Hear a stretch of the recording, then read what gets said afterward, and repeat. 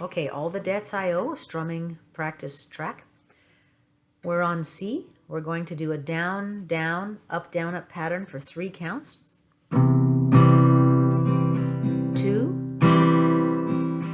3. Now F, down, down, up. And then G, down, down, up. And now A minor.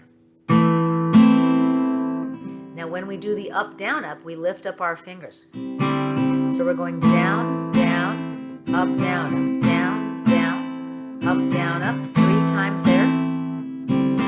And on the 4th count, we go down, down, up, A minor, change to F, down, down, up, and back to C. Down, down, up, down, up, down, down, up, down, up, F, A minor.